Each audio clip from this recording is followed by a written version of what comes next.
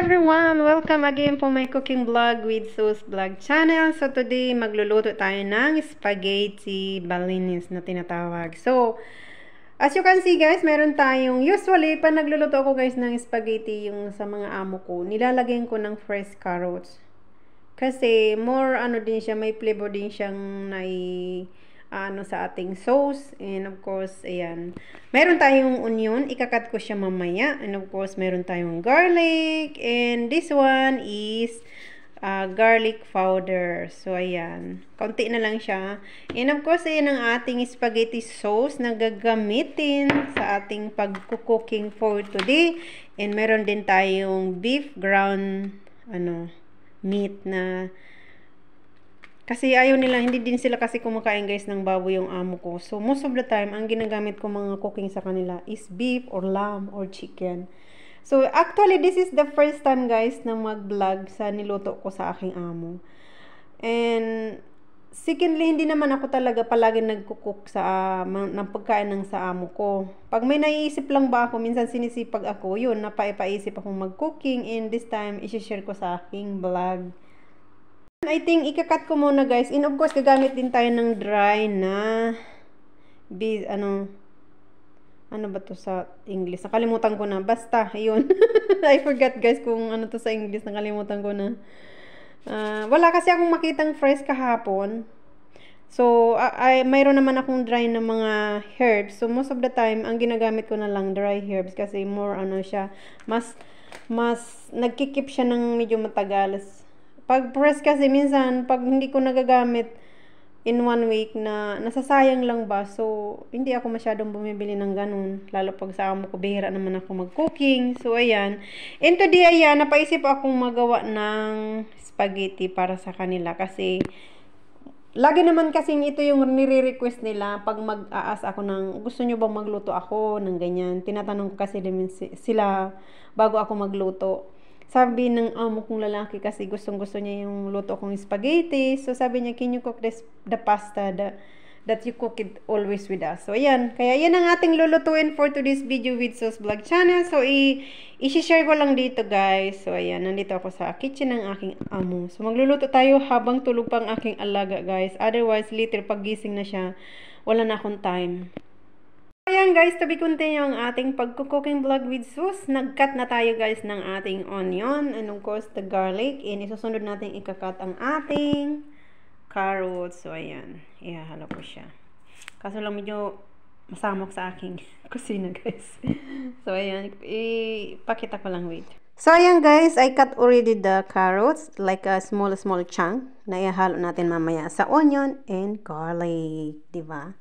So, ayan guys, inilagay ko na rin ang ating garlic and we will wait for 1 minute so para naman maglabas ang aroma ng ating garlic. And sunod na natin ilalagay is yung carrots na chop kong very small chunk. Mahina lang ang apoy guys para hindi siya masyadong mag-burn. So ayan, I think tapos na ang ating onion and garlic. Inilagay ko na ang ating carrots guys para naman maluto din siya ng mga half cook bago natin ilagay ang ating tomato sauce. And after that, we're going to add the meat, the ground beef. So yan ang ating ihahalo for today's spaghetti bolognese with Sus Vlog Channel. So maraming salamat. That's all. Guys, ilalagay na natin ang ating beef sa ating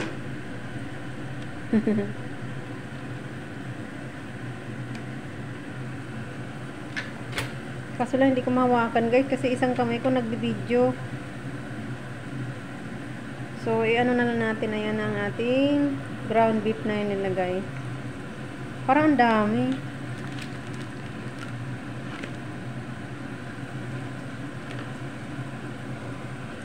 Anyway,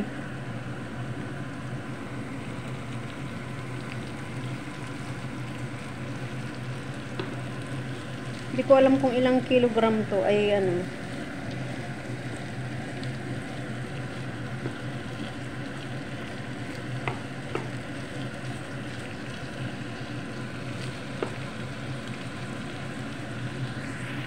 So ayan, ang ating ground beef is parang malapit ng maluto. Lalagyan na natin guys ng black pepper, some dry herbs, and of course, garlic powder. Because aside from gumamit tayo ng fresh garlic, may naglalagay pa rin ako ng garlic powder. Kasi pangpalasa din siya guys. More flavoring coming out. First, maglalagay tayo ng dry herbs. Ayan. Hindi ko na ini-spoon guys kasi nga yung isa kong kamay is naghahawak ng ating pagbibideo. Kasi wala akong handle dito nandun sa aking apartment. So, ayan. Maglalagay din tayo guys ng garlic.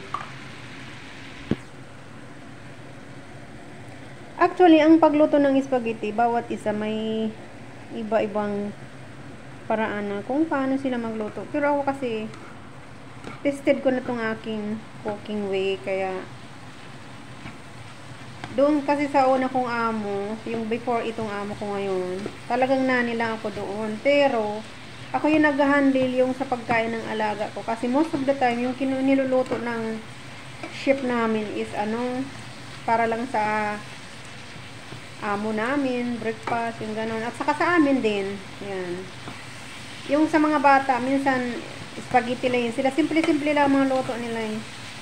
Sa mga bata. So, ayan, diba? Kita nyo naman, luto na ang ating beef. And of course, isusunod na natin ilagay is yung tomato. I-fry lang natin ng kaunti. So, ayan, aside sa naglagay din tayo ng dry herbs, gumamit din tayo yung parang paprika sa atin na may siya na may salt. Basta mixed siya guys. Yan ang niya nito. Yan ang nakalagay dyan. No? So, yan ang gagamitin natin. Of course, wag natin kalimutan guys ang salt. Yan. Sprinkle na natin. Kaunti lang kay ayaw nila ng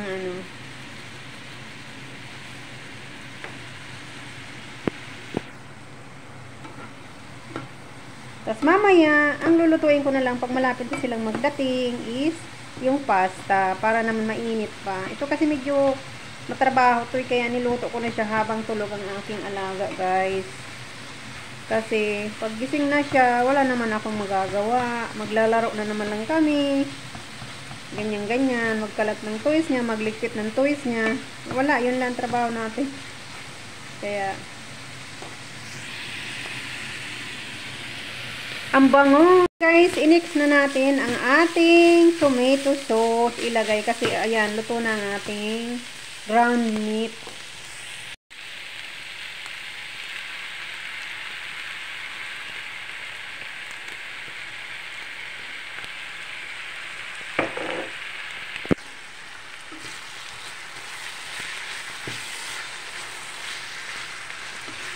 Ang sarap ng amoy guys, to be honest.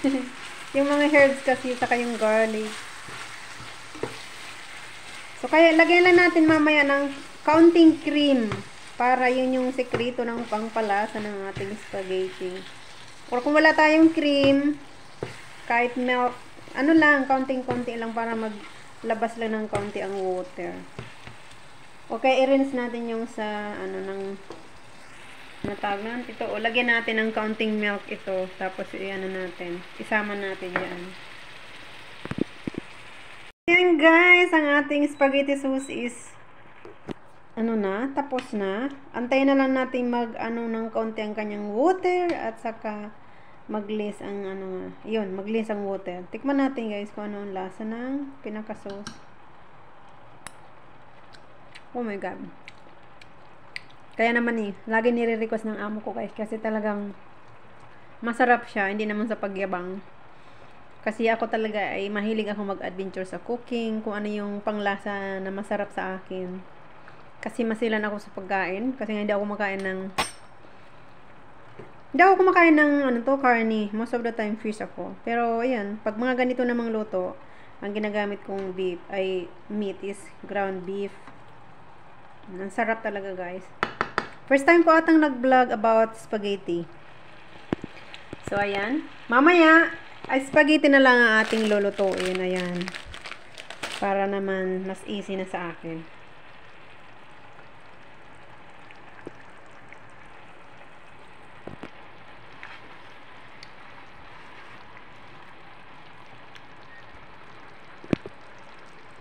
nagluto na tayo ng pasta this time.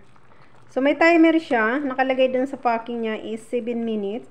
So, I just follow the timer kasi ayaw ko ma-overcook ang ating pasta. So, I'm just waiting for the timer to be tring. Just kidding. I mean, when the timer is finished, then we will remove from the water ang ating pasta di balinis. Ayan. Gaano ko lang siya guys kasi para hindi siya magdikit-dikit. Spaghetti guys, tapos na. Tig-sprinkle lang ko na siya guys ng salt and of course some paprika and a little bit olive oil para hindi siya magdikit-dikit. So, isa-serve ko na lang siya mamaya pagdating ni Philip. And sprinkle ko ng cheese and at the same time ang ating pasta. Sauce, ayan. So, ayan. Papakainin ko ng aking alagigas na si Nikitoshki ng spaghetti din.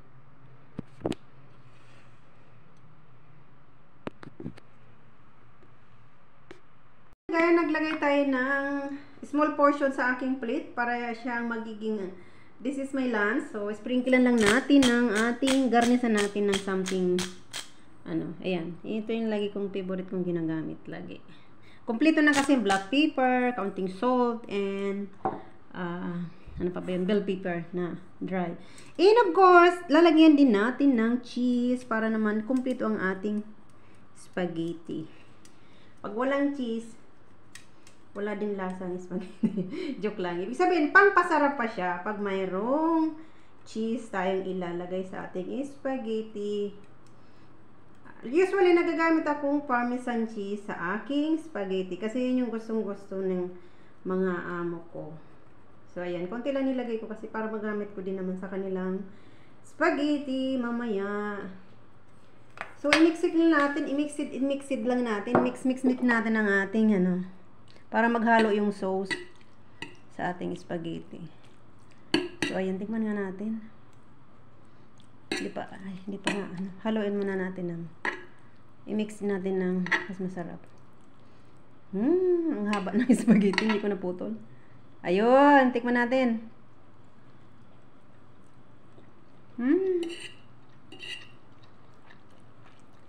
Yummy, yummy. Kulang yung sauce. Pero, okay na rin yan. Masarap. Masarap. It's really tasty. So, that's all guys. Thank you so much for watching my cooking vlog with Sue's Vlog channel. So, thank you everyone. God bless and happy eating time with me. Thank you. Bye-bye. Love you all.